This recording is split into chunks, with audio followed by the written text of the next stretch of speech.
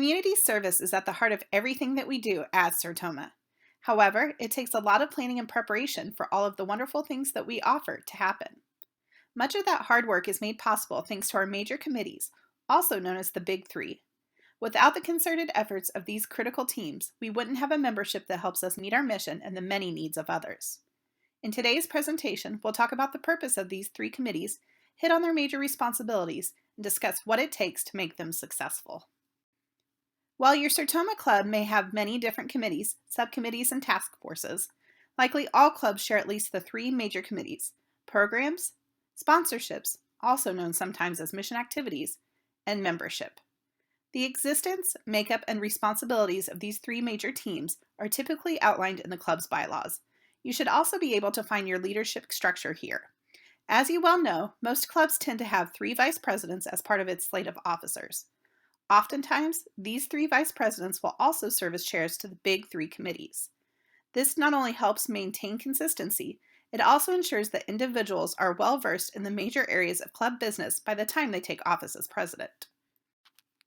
The Programs Committee exists to provide interesting, informative, educational, and entertaining presentations at club meetings. This usually includes talks by outside speakers. Having engaging meeting content is critical to keeping members interested and coming back to meetings, which in turn increases their likeliness to attend other events, donate, and serve as a volunteer. This committee's work may not be limited to just club meetings, however. The Programs Committee may help spearhead other events such as the annual banquet. If a majority of the work is handled by a subcommittee or even another standing committee, your Programs Committee will likely contribute in some way. As noted earlier, your Programs Committee will likely be helmed by one of your vice presidents, sometimes even formally known as the Vice President of Programs in some clubs. Just as you would expect, he or she will be charged with the major responsibilities of the committee. These include finding speakers. It's especially important to have outside speakers at each regular club meeting. Providing particular attention to greeting and attending to speakers and guests. Working with the president to engage all members, especially new ones. And developing and improving programs through increased attendance, public awareness, and overall club growth. Now, all programs are not created equal. We've all been part of lively and engaging meetings, and we've all suffered through less than stellar speakers. So what should we incorporate into meetings? Friendliness. We want people to feel welcome and excited to be there. The way announcements are made, our introductions, how we recognize visitors, even the music that we use. All of these little components add to the overall success of our programs. Humor. Who doesn't want to laugh? Clever jokes and skits are valuable when they do not detract from the quality of your programming. Just make sure that you're not vulgar or offensive as to protect the dignity and standing of the club. And punctuality. Our time is valuable, so we want to make sure that our programs begin and end on time. Accordingly, it is important that a presenter understand up front exactly how long they have to deliver their message. Generally, 15 to 20 minutes is a good window here. Just be tactful in the conversation and demonstrate social grace should you ever need to very carefully cut someone off. With any committee, there are those planning points that must be considered. For the Programs Committee, let's examine the budget, meeting space, and member feedback. First, the budget. In most cases, the speakers secured by a club are scheduled on a complimentary basis. However, this does not mean the committee does not have expenses. The committee should budget a complimentary meal for each speaker and perhaps even a small token of appreciation. Your budget must also allow for any special expenses, such as AV equipment, that may be required during a business meeting or formal event. Next, a brief note about meeting space. While we cover this more in depth in our meetings training, it's important that this committee consider the space that it will meet in carefully. This is especially true when it comes to accessibility. We want our members to be able to arrive to the space easily, as well as see and hear the presentations. Think about your membership and their varied needs when you select your space. You might even want to consider conducting an annual survey, it can be anonymous, to see if changes need to be made to better accommodate your members. And lastly, get member feedback. If you have any reservation about the type of programs you're offering, conduct a survey and ask members to give you suggestions about the types of programs they enjoy. Invite them to list speakers or programs they've heard in other settings that might be appropriate for your club. You can also inquire if they would like to present a program sometime. Working with program speakers is a huge responsibility of the Programs Committee. This begins with making arrangements. Speakers often need plenty of advance notice to get your club on their schedule, so it's good to be working at least a few meetings out. When initially contacting a potential presenter, Make sure to have meeting details, like the date, time, location, and how long they'll speak, available. It's also good to set expectations for the speaker up front. They need to know about the composition and size of the audience. So, if your club has a small attendance, let them know by saying something like, "Ours is a small club. We may only have 6 to 10 people present, but we're very engaged and will appreciate your presentation." This can help avoid situations where the potential speaker feels he or she may be a better fit for a larger audience. After the speaker is accepted, send a letter of acknowledgement. This letter may ask for a photograph and biographical material for publicity purposes and introductions. Also, ask about any visual aids or handouts necessary. In cases of bigger meetings where a speaker may not be local, your letter of acknowledgement should also include arrangements for hotel accommodations, meeting upon arrival, and transportation to and from the meeting. On the actual day of the meeting, make sure to have an assigned committee member to help tend to the speaker. This individual will greet your presenter, introduce them to other members, show them to their seat, and ensure that the formal introduction is made during the meeting.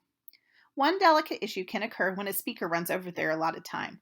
This requires careful handling. We recommend that the program host stand next to the speaker and wait for an appropriate pause. If it's during a Q&A, don't hesitate to cut in after a question to announce that you will only take one more. If the speaker is still talking, they will then understand it's time to finalize the presentation. Really, it's all about tact. It can even help to have a conversation in advance to discuss how you will handle such issues should they occur. There are a plethora of great meeting topics out there. On the national side, you can think about ways to incorporate your fundraising programs into a presentation by speaking about the annual fund. Or you could celebrate theme months such as April as Sertoma's anniversary, your club's anniversary month, or May, which is Better Hearing and Speech Month. National programs like Celebrate Sound or Sound Investment are also popular. On the more local level, consider things like area nonprofit programs, local hearing health professionals, government officials in your community, and representatives from your town's Chamber of Commerce. Networking can also be a great fit for meetings. You can try having 3-minute introductions to get to know your members, or consider making time to work on the club's elevator speech to help your members hone their Sertoma selling skills. Either way, these social sessions can be a great way to learn about one another. Now, let's move on to our sponsorships committee, which may be known as the mission activities committee by some clubs. Sponsorships, or mission activities, are the means by which Sertoma clubs enact our mission to improve the quality of life in our communities. Successful mission activities, once nurtured and maintained, become clearly associated with your club in the community's mind. Sponsorships can focus on community development or provide service to individuals or groups. As the sponsorship committee plans its work, there are a few things that should be considered. First of all, service is the cornerstone of all Sertoma clubs. It's why we exist. Everything should come back to our goal of service to mankind. Next, we need to remember that our members are donating valuable time and resources. We want their experiences to be meaningful, ensuring that they benefit from and feel rewarded by their volunteerism. Keep in mind, we're all different. The amount we can contribute, whether financially or in volunteer hours, is going to vary based on our interest and ability. It's also going to likely change over time. And finally, the committee must make sure that a project is not going to be an overpowering burden, either financially or in service hours required. You don't want your club to be stuck with a program that is a drain on your resources, your volunteers, or your overall club spirit. It is because of all these things that we encourage the sponsorships committee to work closely with the club's public relations committee. This will help ensure consistent communication with the community and membership about the club and its sponsorships. Your sponsorships chair is there to guide the committee through its work. They are responsible for helping members develop familiarity with the club's sponsorship programs and community needs. The chair must also ensure that the club has a healthy program of sponsorships. This means working with the leadership team to make sure that the programs are implemented and properly budgeted for throughout and across fiscal years. They won't always be the chair after all, so they need to make sure that the program will last beyond their tenure. And finally, the chair oversees all sponsorship subcommittees that contribute to the committee's larger tasks and responsibilities. Lastly, let's take a look at our membership committee. What an important team! As we all know, the heart of every Sertoma club is the member. This work group will focus exclusively on building and maintaining your club's overall strategic membership program. We need members to effectively and sufficiently serve our communities. How else can we sustain what we do? For that reason, many leaders consider the membership committee the most important of all the club's committees. The membership committee is charged with overseeing all aspects of your strategic member plan. This includes, but is not limited to, recruitment, retention, and engagement. Regardless of the club's history, age, purpose, and current membership, All three of these things must be a high priority. As such, it is extremely crucial that members of this committee make all strategic decisions on the basis of a genuine commitment to the objective of growth. You can find several trainings and resource guides to help this committee be successful in the Sertoma Member Center at sertoma.org.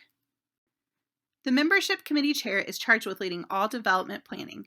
This means working with the club president to build and implement an effective membership development plan that includes strategic assignments regarding recruitment, new member inductions, member orientations, retention, and so on.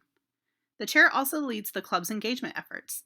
They are there to stimulate other leaders on membership issues. This helps ensure that all target goals are met. Throughout all of this, the chair will continuously monitor the club's growth and progress. He or she will then be better equipped to incorporate any necessary actions that will enhance the club's progress should a particular component need additional assistance. One final note on the membership committee. This group, perhaps more than any other of the big three, will work closely with other committees and subcommittees. This includes things like, but is not limited to, the Social Committee, the Sick and Visitation Committee, and the Incentives Committee. You can find more information on the specifics of these teams in the Club Committees Guide on the Club Resources page of members.sertoma.org. This concludes today's presentation on the Big Three committees. You can learn more about working with committees in our training center at members.sertoma.org. We also encourage you to get advice from and connect with other members in our exclusive Facebook group at the link on your screen.